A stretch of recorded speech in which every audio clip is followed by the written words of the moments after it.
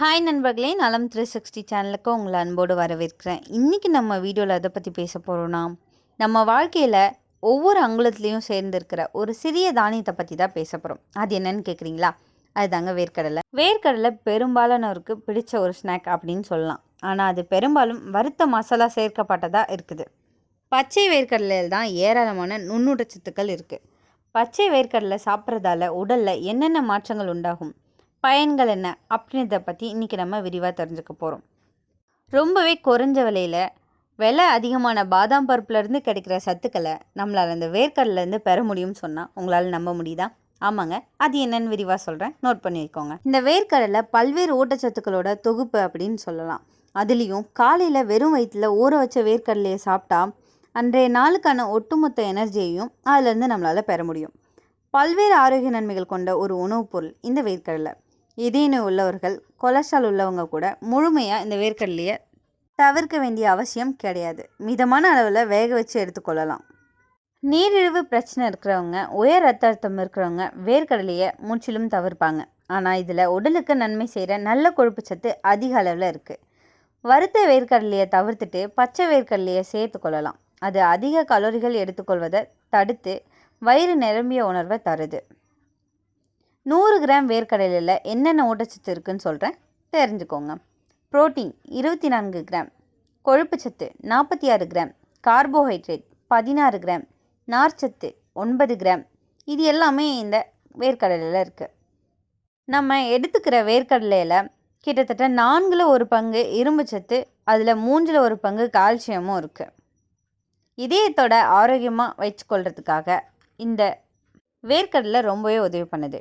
இதய ஆரோக்கியத்தை மேம்படுத்துறதுக்கு தேவையான அடிப்படை ஊட்டச்சத்துக்களான மக்னீசியம், காப்பர், புரதம் மற்றும் நார்ச்சத்துக்கள் இந்த பச்சை வேர்க்கடலையில் ரொம்பவே அதிகமாக இருக்குது. அதோட பச்சை வேர்க்கடலையில் ஏராளமான ஆன்டிஆக்சிடன்ட்களும் நிறைஞ்சிருக்கிறதால நோய் எதிர்ப்பாற்றலை அதிகரிக்க செஞ்சு இதயத்தை பலப்படுத்துது. எடையை குறைக்கவும் தொப்பையை குறைக்கவும் நினச்சா தீவிரமான இந்த டயட்டில் அவங்க தவிர்க்கிற உணர்வாக இருக்கிறது ஃபஸ்ட்டு முந்திரி, அடுத்தது வேர்க்கடலை.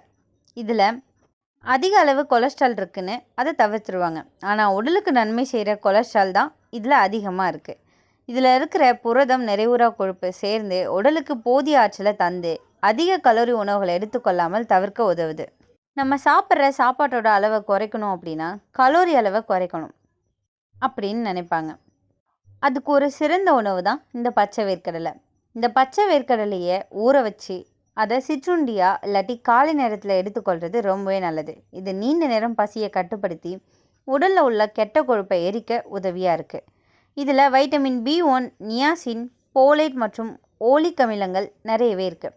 இந்த பச்சை வேர்க்கடலில் அதிகம் இருக்கிறதால இதை உணவில் நம்ம சேர்த்து கொள்ளும்போது நரம்பு மண்டலம் சீராக செயல்படும். மூளை வளர்ச்சியை தூண்டி சுறுசுறுப்பாக வச்சுருக்க இது உதவியாக இருக்குது. இதனால் ஞாபகத்திறனும் மேம்படும். எலும்பு தேய்மான பிரச்சனை பல்வேறு காரணங்களாலும் உண்டாகுது.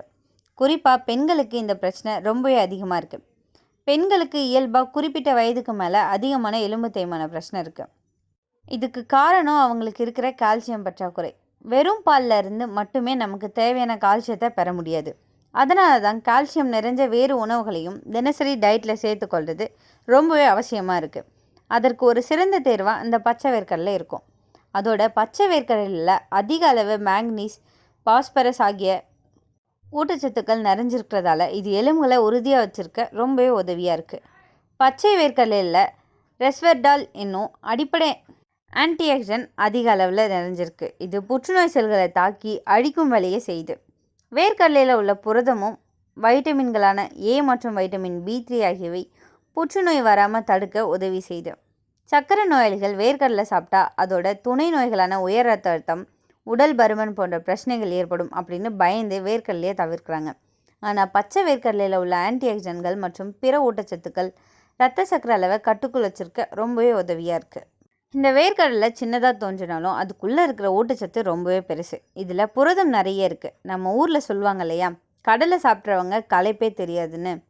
இதில் இருக்கிற நல்ல கொழுப்பு இதயத்துக்கு பாதுகாப்பு அளிக்குது. வைட்டமின் E மற்றும் B காம்ப்ளெக்ஸ், ஃபோலேட் இது எல்லாமே இதில் இருக்குது. கால்சியம், மக்னீசியம் இது எலும்பு ஆரோக்கியத்துக்கு உதவுது. அது மட்டுமா ஆன்டிஆக்சிடன்ட்கள் கொடுத்து புற்றுநோய் வராமல் தடுக்கும். அதாவது வேர்க்கடலை ஒரு சின்ன பாக்கெட் நமக்கே மல்டிவிட்டமின் மாத்திரை மாதிரி. நீங்கள் வேர்க்கடலை சாப்பிட்டவங்க அப்படின்னா சாப்பிடாதவங்கள விட அதிக நாள் ஆரோக்கியமாக வாழ போகிறீங்கன்னு அர்த்தம் அப்படின்னு ஆராய்ச்சி சொல்லுது. இதில் இருக்கிற நல்ல கொழுப்பு இதயத்துக்கு நல்ல லூப்ரிகேஷன் மாதிரி வேலை செய்யுது. இதனால் கொலஸ்ட்ரால் குறையும், பிபி கட்டுக்குள் வரும். அதாவது வேர்க்கடலை சாப்பிட்றவங்க ஹார்ட்க்கு நல்ல பாதுகாப்பு அளிக்கும்னு தெரிய வருது. சில பேர் கேட்பாங்க, அடடா கடலை சாப்பிட்டா எடை கூடும் இல்லையான்னு. ஆனால் உண்மையே வேற. வேர்க்கடலை பசியை அடக்குது, புரதம் நார்ச்சத்து நிறைய இருக்கும். சாப்பிட்டா நீண்ட நேரம் பசிக்காது. அதனால ஜங்க் ஃபுட் சாப்பிட்றத நம்மளால் குறைச்சிக்க முடியும். சரியான அளவுக்கு சாப்பிட்டா வேர்க்கடலை எடை குறைக்க ரொம்பவே ஹெல்ப்ஃபுல்லாக இருக்கும். டயபெட்டிஸ் நோயாளிகளுக்கு வேர்க்கடலை நல்ல துணை.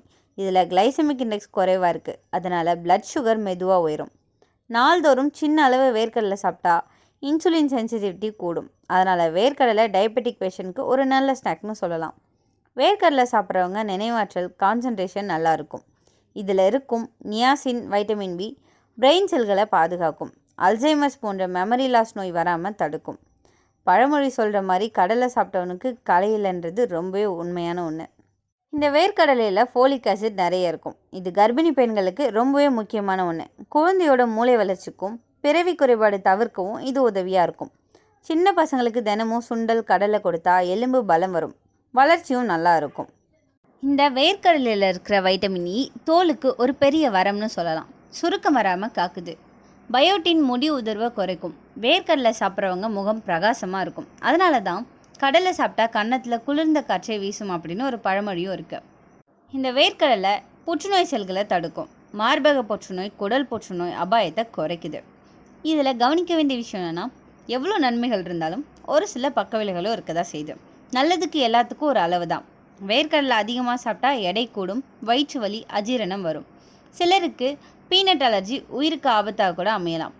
தோல் சொறி, சளி, சுவாச குறைவு வரலாம். அதனால் அலர்ஜி ஹிஸ்ட்ரி உள்ளவங்க கவனமாக இருக்கணும். நம்ம கடலையில் நிறைய உப்போ இல்லாட்டி எண்ணெயோ போட்டிருக்கிறத சாப்பிட்டிங்கன்னா பிபி கூடும், கொலஸ்ட்ராலும் கூடும். அதனால் வெந்த வேர்க்கடலை தான் நல்லது. வேர்க்கடலை சரியாக சேமிக்கலைன்னா அதில் அஃப்லாடாக்சின் அப்படிங்கிற ஒரு நச்சு உருவாகும். இது கல்லீரலுக்கு கேடு தரும். அதனால் எப்போவுமே நல்லா வறுத்த சுத்தமாக வச்சுருக்கிற கடலையை சாப்பிட்றது ரொம்ப அவசியமான ஒன்று. இந்த வேர்க்கடலையை எப்படி பயன்படுத்த முடியும்? வேர்க்கடலை பல வகையில் சாப்பிடலாம். வெந்த வேர்க்கடலையா, சுண்டல் மாதிரி, கடலை உருண்டையா, கடலை பட்டர். இந்த வேர்க்கடலை ஒரு சின்ன தானியம் தாங்க. ஆனால் அதுக்குள்ளே அடங்கியிருக்கிற ஆரோக்கிய நன்மைகள் ரொம்பவே பெருசு.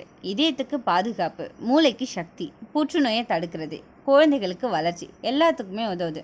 ஆனால் எல்லாத்துக்கும் அளவு தான் மருந்து. சரியான அளவுக்கு சாப்பிட்டிங்கன்னா வேர்க்கடலை நம்ம வாழ்க்கையோட ஒரு ஹெல்த் பார்ட்னர் அப்படின்னு சொல்லலாம். நான் சொன்ன மாதிரி அளவுக்கு மீறினால் அமிர்தமும் நஞ்சு. அதனால் வேர்க்கடலையை அளவோடு சாப்பிடுவோம்.